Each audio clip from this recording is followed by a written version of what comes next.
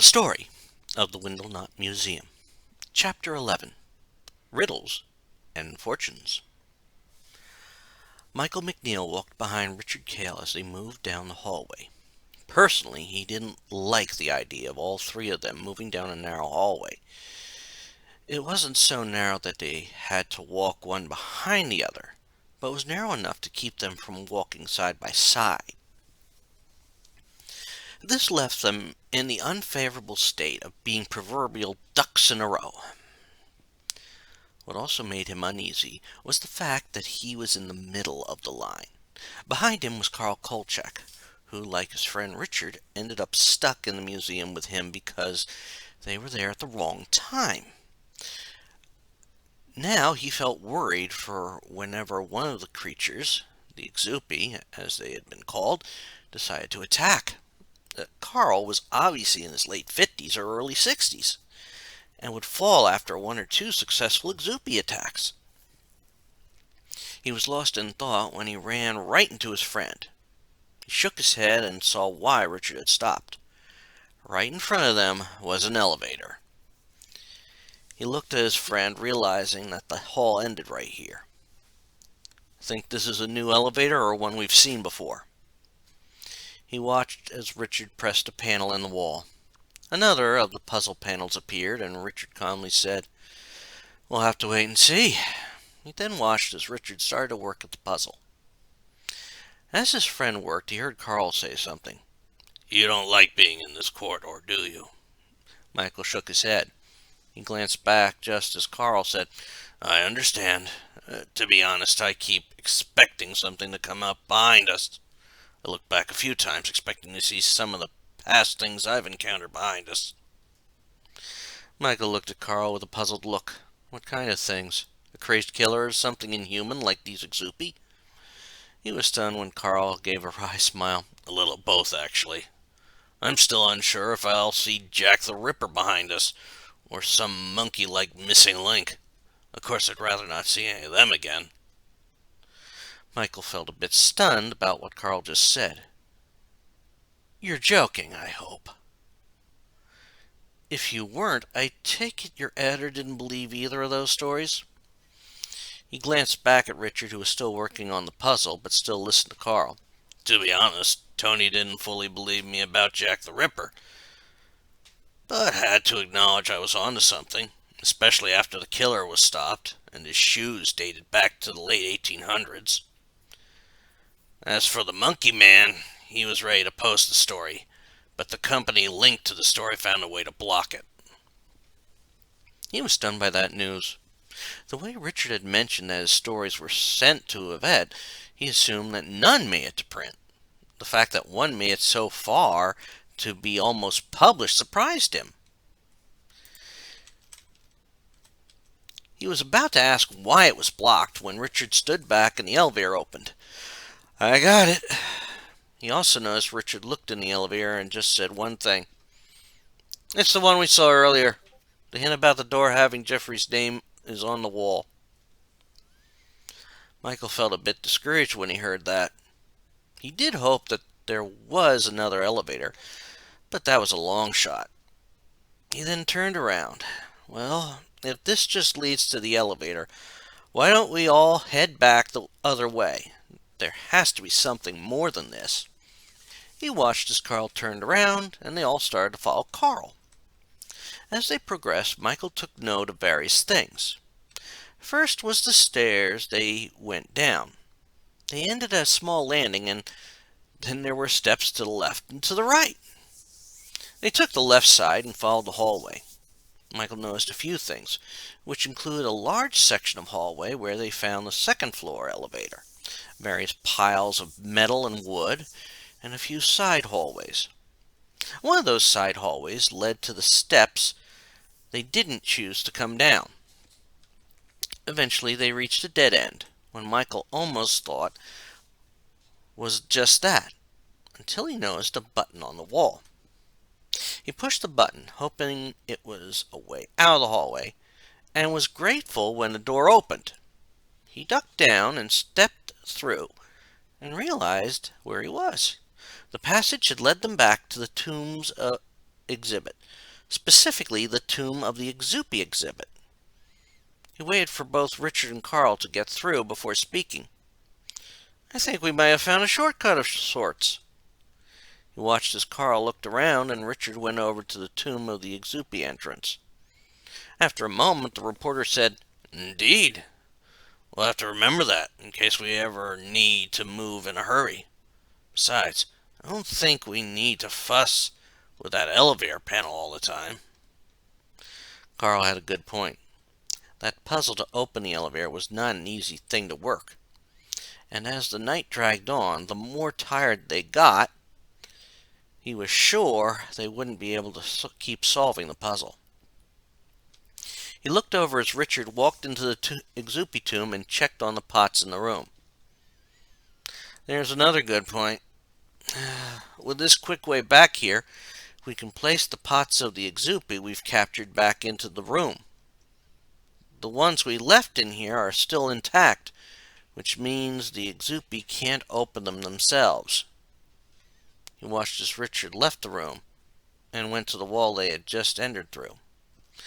Michael followed him to the wall and turned a leaf around, which reopened the passageway. Richard re-entered the passage, and they followed as Richard said, "Maybe we should check that one side passage. If I remember from the map correctly, there was another room down there. Maybe it was supposed to be part of the tour." Michael doubted it, but another room might have some other clue to what is going on. Carl also brought up another point. "There could be something else down there. You remember we found the bodies of Professor Windlenot and Merrick, and only found the spirits of Professor Windlenot and Beth. That leaves one body and one spirit unaccounted for. Maybe one of those is in that room." Michael nodded as they went down one side hall. "He's right, Rich. I wouldn't be surprised if an Exupi pot containing Merrick's spirit is in the room."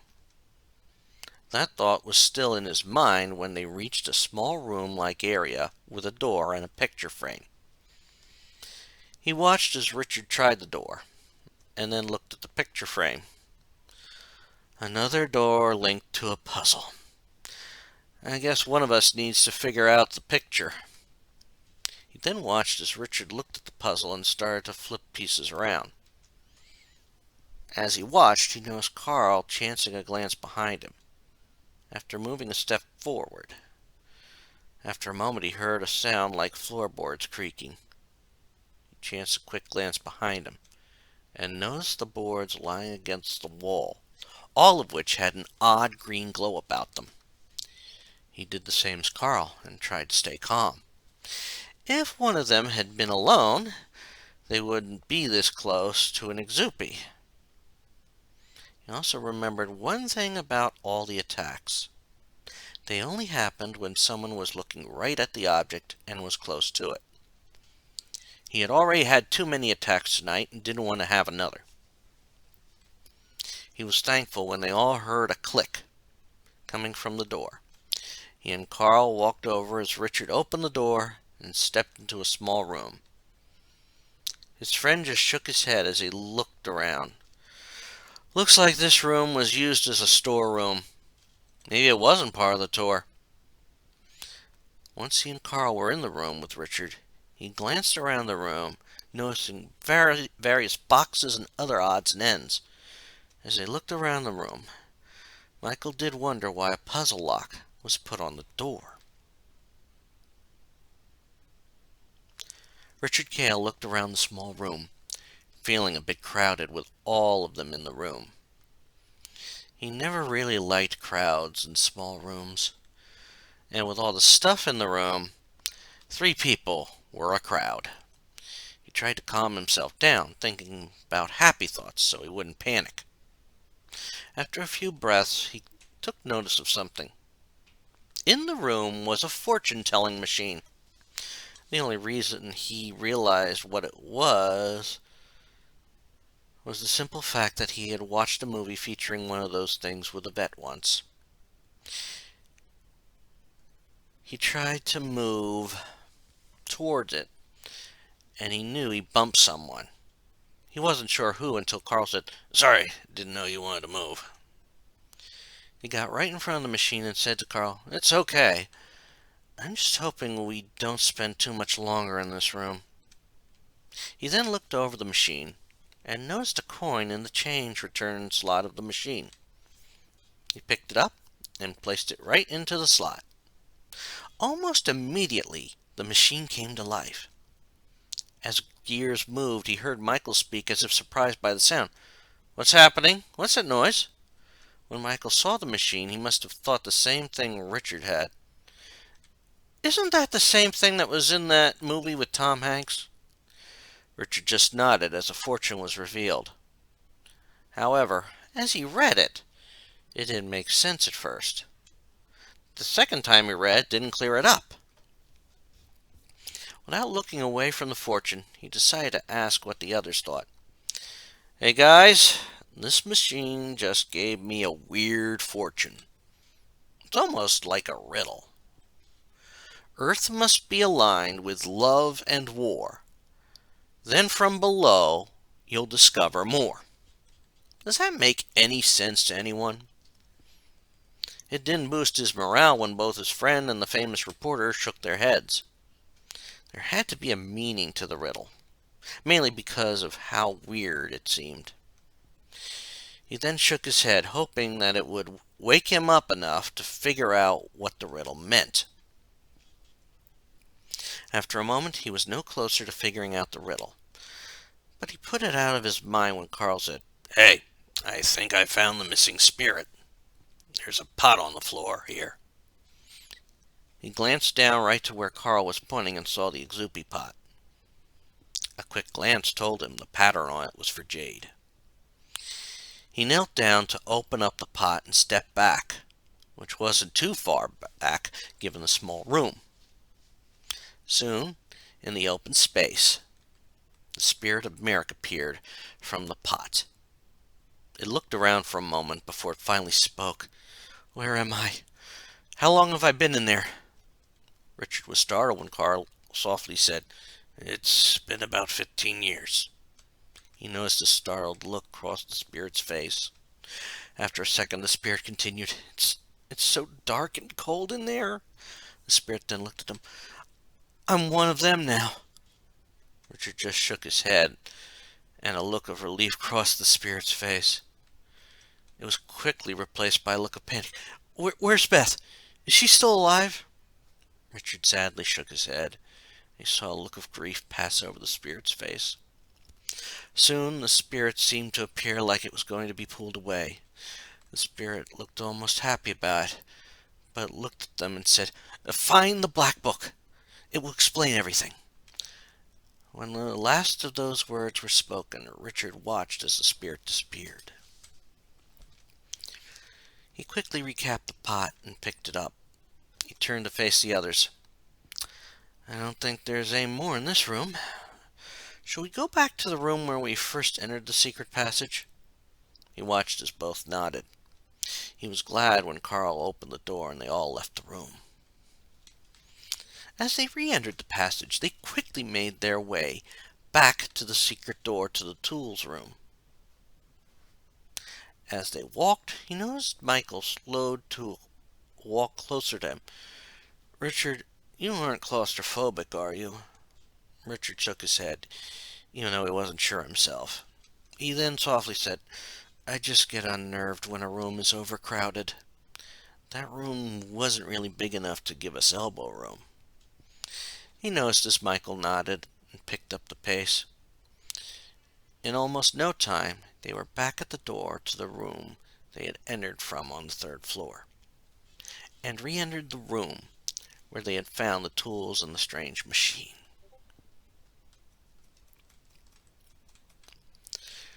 As they all re-entered the room, for man's ingenuity, Carl Kolchak wondered about everything they had learned and experienced so far. It seemed that even though the puzzles were designed to be fun, they were proving to be an obstacle, which had doomed all of those who encountered the Exupi. He was thankful when the puzzles hadn't reset unless the Exupi were smart enough to leave them that way to instill false hope. He remembered how the one Exupi manipulated the speakers to make it seem like it was talking to them. Thinking about that, Carl's mind went to the big machine they had found in the very room. He looked at the two teens and took off his hat to fan himself. You know, I just remembered something. How could there be an alchemy machine if alchemy saw its heyday back before industrialization? He decided not to mention his own encounters with an alchemist in Seattle. He watched as the two teens looked at each other and then ran over to the machine. He quickly followed them and watched as a panel opened up, revealing 9 pieces and 9 spots for them. As he watched, he heard Richard say, I think we have to put these pieces in the proper spots, and I think there are some clues on which piece goes where on the machine. He stayed back as Michael nodded. I think you're right. Hopefully this one won't take long to solve. As they both worked on it, Carl stepped back, almost to the door that was opposite the machine. He pulled out his tape recorder and turned it on, intent on recording some notes for his story. His first thought was the museum. The Windlenot Museum could have been a very profitable museum. While Windlenot focuses on the bizarre, he also focuses on how some real things are bizarre and some bizarre things are real. He also worked to make it enjoyable by putting fun little puzzles here and there. Of course, being trapped in the museum makes the puzzles almost sinister. He looked over at the teens again, seeing they were still at work on the puzzle. Of course, the Exupi don't make it any easier. A book that was in the museum explains the legend and how they came to be. From my experiences so far, those that are still in the museum seem to have a hierarchy, with the one bound to electricity being the leader. Mind you, I'm still wondering how the ancient people who caught the Exupi bound one to electricity. He looked up at the teens and saw they were getting closer to a final solution. In many of his past encounters, he had run into willing help, and help willing to believe, until the time was past. The two teens represent both types, and he hoped to include them in his story. He glanced at Michael McNeil, thinking how the African-American teen would be, just from the action shown so far. Now, if I had been alone, I might not have survived. It could be both good and bad fortune that I got stuck here with 2 teenagers, one being Michael McNeil.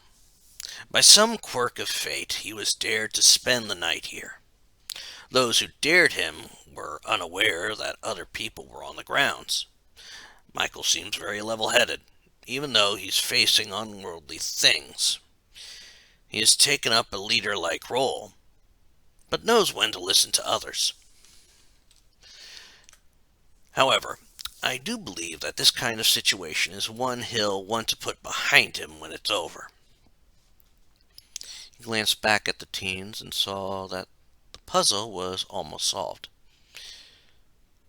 He glanced at the teen in glasses and continued. Now, Richard Cale is another story. If not for the Exupi, he'd consider this a dream come true. He would trek up to the museum every week. This visit ended with him getting stuck on the grounds. However, his knowledge about the museum's history, as well as his interest in the bizarre, has been a blessing. He turned off the recorder when he heard something open. He stepped towards the machine and saw a panel had opened up. He then noticed Richard was looking in the panel. As he got closer, he saw the lid of one of the pots. It had what appeared to be 2 snakes on it. As he looked at it, he heard Richard say, "It's another lid. I'm not sure which one it goes to, but I'm sure we'll find its mate. He heard Michael agree with his friend. I hope so. I just hope there isn't much more of this place to explore. I bet once we know every room, it will be easier to catch the Exupi we haven't caught yet. He watched us both turn to face him and heard Michael address him. Hey, Carl, do you remember which Exupi we've caught so far? Carl closed his eyes for a moment and thought. In total, there were 13. 3 had killed Professor Windlenot, Merrick, and Beth. That left 10. He remembered Richard catching the ash Exupi and Michael catching the water Exupi. He then opened his eyes and answered, I think there may be 8 left. Let's hope we can find the rest of the pots and their lids and catch them all. They all then headed for the door that was opposite the alchemy machine. Carl took a deep breath and opened it. He quickly closed it when the sounds of screams came from the room. He looked at the others, and he could see a look of shock on their faces. He reopened the door and looked inside.